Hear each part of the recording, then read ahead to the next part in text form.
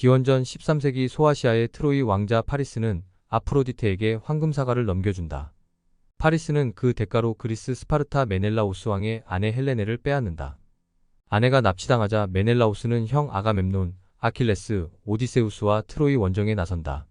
10년 전쟁이 끝나갈 무렵 탁월한 전략가 오디세우스는 위장 목마로 트로이를 함락시킨다. 트로이가 철저히 파괴되자 트로이 왕자 아이네아스는 이탈리아로 피신한다. 티베르 강가에 알바국을 세운 아이네아스와 그 후예들은 형제간의 권력 다툼을 벌인다.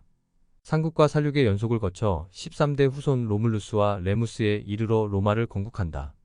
로마 건국 신화는 아물리우스의 조카딸 실비아가 동굴에서 마르스 신을 만나 쌍둥이 형제 로물루스와 레무스를 낳고 그 아이들이 늑대의 젖을 먹고 자라는 것으로 신화소를 입힌다. 기원전 2000년에서 1000년에 걸쳐 다양한 이주 물결을 타고 도착한 인도. 유럽 어족에 이어 그리스와 켈트족이 아드리아해와 알프스 산맥을 건너 이탈리아 반도에 도착한다. 기원전 814년 현재 레바논에 위치한 페니키아 도시국가 티레에서 온 식민지 주민들이니 카르타고에 자리잡는다. 아시리아 제국이 페니키아를 정복하자 카르타고는 점차 서부 지중해 전역으로 경제적 정치적 패권을 확대시킨다. 고대 카르타고는 북아프리카를 기반으로 한 고대 셈족 문명이다. 아수르의 사르곤 2세가 기원전 722년 이스라엘을 멸함에 따라 이스라엘 10부족은 역사에서 사라져 그들이 어디로 갔는지 기록이 없다. 로마 제1기의 로마의 시민들 사이에 도시국가의 범주 안에서 형식엄격주의에 근거하여 도시와 농민, 사회, 가족을 규율하는 시민법이 통용된다. 자연법은 불변의 인간 본성에 기초를 둔 도덕적 법원리로서 보편타당성과 보편윤리성을 그 특색으로 한다. 로마가 영토를 확장하며 이민족을 지배하게 되자 만민법이 제정된다. 카르타고는 기원전 300년까지 강력한 해군의 우위를 바탕으로 식민지, 속국, 위성국가로 이루어진 광대한 패치워크를 통해 전성기를 맞는다.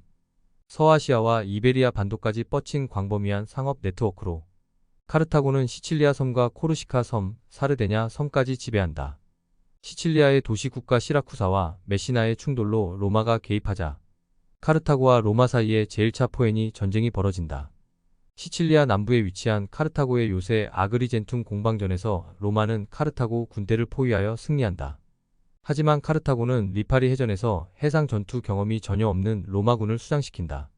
코르부스라는 신병기를 개발한 로마군은 미일레 해전에서 근접전으로 해상전의 첫 승리를 이끈다. 로마는 에코노무스 곧 해전에서 승리 후 북아프리카로 향하지만 튀니스 전투에서 카르타고의 반격을 받는다.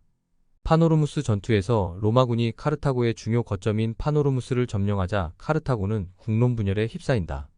전쟁의 장기화로 재정적 부담과 인력 손실이 심각해지면서 누적된 피로감이 폭발함에 따라 강경주전파와 온건, 협상파 간의 정치적 갈등이 깊어진다. 귀족들과 상업 엘리트들이 주도하는 공화정 체제가 위기에 놓이면서 상업과 해상 무역에 기반한 경제가 흔들린다. 카르타고의 하밀카르 바르카가 기원전 247년 게릴라 전술로 로마군을 괴롭히지만 본토의 지원을 받지 못한다. 결국 아에가테스 제도 해전에서 대량의 보급품을 실은 해군이 격파되자 카르타고는 강화에 나선다. 시칠리아에 가까운 사르데냐와 코르시카 섬을 양도하고 3200달란트의 배상금 지불을 약속하는 굴욕을 당한다. 배상금 3200달란트는 현재 기준으로 약 6173만 4400달러의 가치로 환산된다. 역사상 처음으로 대륙국가와 해양국가의 첫 충돌에서 패배한 카르타고는 로마에게 제해권을 빼앗겨 북아프리카에 고립된다. 하밀카르 바르카와 그의 아들 한니발은 이베리아 반도로 건너가 세력을 키우며 서력을 다짐한다.